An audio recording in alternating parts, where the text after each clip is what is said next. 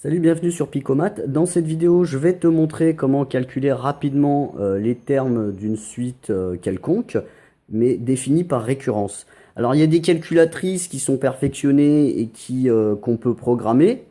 Par exemple, celle-ci, on peut la programmer pour calculer les termes d'une suite. Il y a des calculatrices plus perfectionnées que celle-là qui intègrent les suites définies par récurrence et qui donnent les résultats.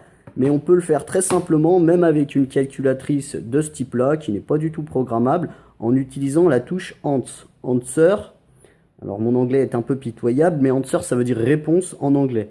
Donc en fait, on fait un calcul en se basant sur la réponse précédente. C'est exactement ça, une suite définie par récurrence. On utilise la réponse, la valeur de la réponse précédente. Donc je vais te montrer ça sur un exemple. On a une suite définie par récurrence. Alors j'ai choisi celle-ci. UN plus 1 égale 5 sur UN plus 4. C'est une suite un peu tordue. On pourrait faire ça avec une suite géométrique, une suite arithmétique. Ça n'a aucune importance. J'ai choisi pour U0, pour premier terme, 3. Alors j'aurais pu choisir un autre nom, mais voilà, pourquoi pas 3. Donc là, je vais zoomer et je vais te montrer ce que je fais avec ma calculatrice, la Casio Collège. La calculatrice toute bête de collège. Alors on a dit que le U0 valait 3, donc je tape 3 sur ma calculatrice, je fais exe. En faisant ça, je rentre la valeur 3 dans answer. Answer maintenant il vaut 3. Maintenant, je vais taper la formule qui donne la valeur de U1, U2, etc.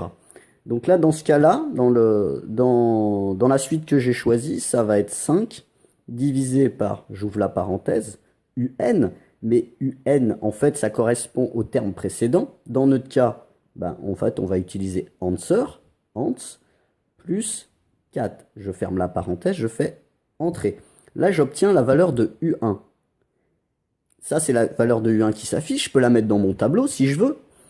Voilà, je peux l'utiliser. Mais en faisant ça, answer, il a changé de valeur. Tout à l'heure, answer, il valait 3. Maintenant, answer, il vaut 0,71, etc.